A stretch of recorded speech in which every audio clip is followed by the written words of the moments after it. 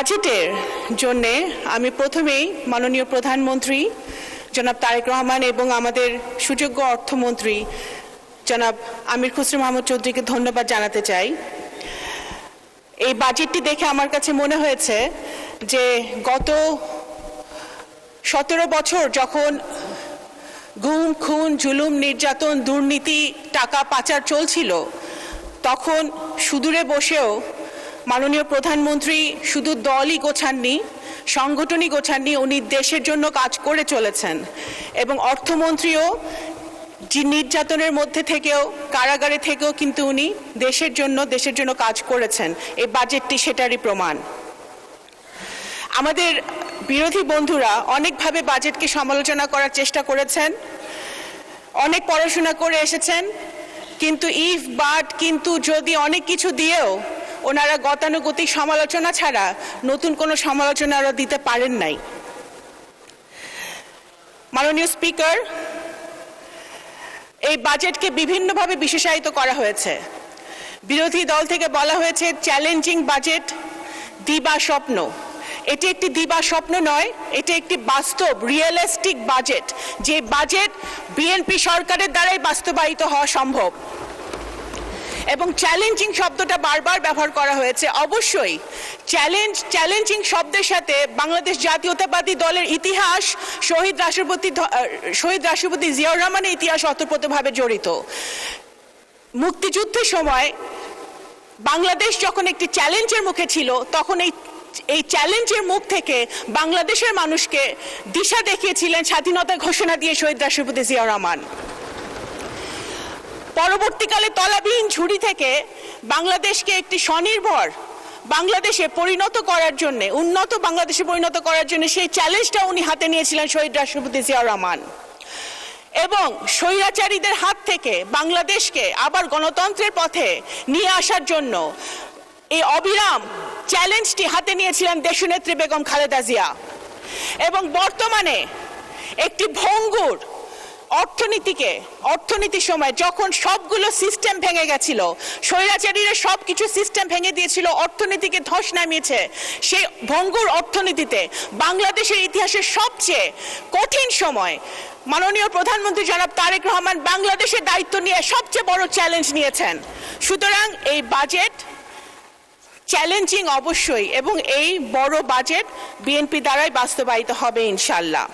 মাননীয় স্পিকার, একটি বাজেট শুধু একটি হিসাব নিকাশ নয়, একটি পলিটিক্যাল কমিটমেন্ট, একটি রাজনৈতিক দলিল। আমি মনে করি এই বাজেটটি একটি মানবিক, ইনোভেটিভ, ইনক্লুসিভ বাজেট হয়েছে, প্রগ্রেসিভ বাজেট হয়েছে, নারী বান্ধব বাজেট হয়েছে। যে বাজেট নারীদের কথা বলে, নারীর ক্ষমতায়নের কথা বলে, সেই বাজেট কখনোই ফেল করতে পারে না। মাননীয় স্পিকার, এই বাজেটে বলা হয়েছে প্রথমে বিনিয়োগ কেন্দ্রিক প্রবৃদ্ধি, সারা দেশে শক্তিশালী রাজস্ব প্রণোদনা করে ওয়ান স্টপ সার্ভিসের কথা বলা হয়েছে, ব্যাংকিং সংস্কারের কথা বলা হয়েছে, খেলাপি ঋণের অভিশাপ থেকে ব্যাংকিং সেক্টরকে মুক্ত করার কথা বলা হয়েছে। সবচেয়ে বেশি বলা হয়েছে যুব ক্ষমতায়ন, ডেমোগ্রাফিক ডিভিডেন্ডকে ডেমোগ্রাফিক শক্তিতে রূপান্তরিত করে যুব শক্তিকে নতুন দেশে বিনির্মাণে কাজে লাগানোর কথা বলা হয়েছে। বিশেষত নারী উদ্যোক্তাদের প্রতিভা আর দক্ষতাকে রাষ্ট্রের কাঠামোগত শক্তির সাথে সংযোগ স্থাপন করে দেবার এক অপূর্ব প্রকাশ কিন্তু এই বাজেটে রয়েছে। মাননীয় স্পিকার,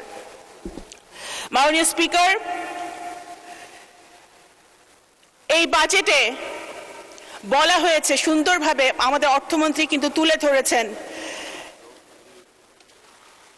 বৈশ্বিক অর্থনীতির একটি সিগন্যালিং মেকানিজম, সম্পদ, ইনকাম এবং মুদ্রা, যে আলাদা আলাদা চারটি শক্তিশালী শব্দ মাননীয় অর্থমন্ত্রী সেটা বুঝিয়ে দিয়েছেন। আমাদের এই বাজেটে যদি আমি বড় দাগে যদি হাইলাইট করি, কৃষিতে 12 লাখ কৃষকের যে 10,000 টাকা পর্যন্ত কৃষি ঋণ মৌকুফ, 25.22 লাখ প্রান্তিক কৃষককে বিনামূল্যে বীজ, সার ও উপকরণ, কৃষক কার্ড পাইলট কর্মসূচি, স্বাস্থ্য, হেলথ কার্ড চালুর ব্যবস্থা, রংপুর, খুলনা, রাজশাহী, বরিশাল, সিলেট, কুমিল্লা সহ বিভিন্ন জেলায় শিশু হাসপাতাল চালু। এগুলো শুধু টিপ অফ দ্য আইসবার্গ। মাননীয় স্পিকার, শিক্ষাতে আমাদের 2 লাখ প্রাথমিক শিক্ষার্থীকে বিনামূল্যে school uniform, mid day meal, বিজ্ঞান তথ্য প্রযুক্তিতে পেপ্যাল ও আন্তর্জাতিক পেমেন্ট গেটওয়ে চালু, ফ্রিল্যান্সারদের সুবিধা, 1500 শিক্ষা প্রতিষ্ঠানে বিনামূল্য ওয়াইফাই, বিদ্যুৎ ও জ্বালানিতে সংস্কার, পরিবহন ও যোগাযোগে ইলেকট্রিক বাস চালানোর একটা কথা হয়েছে, মহিলা শিশুর জন্য পিঙ্ক বাস চালুর কথা হয়েছে, ফ্যামিলি কার্ড চালুর কথা, ফ্যামিলি কার্ড অলরেডি চলমান আছে, এবং স্থানীয় সরকারের পল্লী উন্নয়নে বিশাল বাজেট রাখা হয়েছে। এগুলো শুধু এই এই এই ব্যবস্থাগুলো প্রমাণ করে যে এই বাজেট জনবান্ধব বাজেট, যেটা বিরোধী দল থেকে প্রায় বলা হয়েছে শুধু ব্যবসায়ীদের বাজেট। এটা ব্যবসায়ীদের বাজেট না, এটা গরিব মারার বাজেট নাই। যদি কিছু হয়ে থাকে এটা গরিবদেরকে বাঁচানোর বাজেট, রক্ষার বাজেট। আবার বলা হয়েছে বাজার থেকে বিপুল আমরা ঋণ নিয়েছি। এই অভিযোগ একেবারে বিভ্রান্তিকর মাননীয় স্পিকার। এগুলো কৌশলগত বিনিয়োগ, ভোগ নির্ভর ঋণ নয়। বাংলাদেশের সরকারি ঋণ জিডিপি অনুপাতে বর্তমানে প্রায় 42%, যা জাপান, যুক্তরাষ্ট্র, যুক্তরাজ্য, চীন এবং ভারতের তুলনায় অনেক বেশি সুষম ও টেকসই।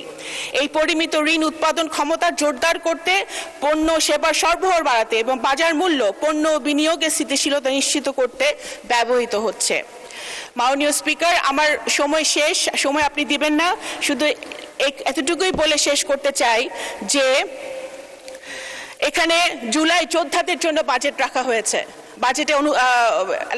সেটা আমরা স্বাগত জানাই। অবশ্যই যদি প্রয়োজন হয় আরো জুলাই যোদ্ধাদের পরিবারের জন্য বাজেট আমার মনে হয় রাখা উচিত, কিন্তু 17 বছরে আমাদের তৃণমূলে হাজার হাজার নেতাকর্মী, গ্রামের গরিব নেতাকর্মীরা যারা নির্যাতিত হয়েছে তাদের জন্য বাজেটে অ্যালোকেশন রাখা প্রয়োজন মাননীয় স্পিকার। এখনো তারা ছিন্নমূল অবস্থায় রয়েছে, তাদের কথা আমাদের ভেবে দেখতে হবে মাননীয় স্পিকার।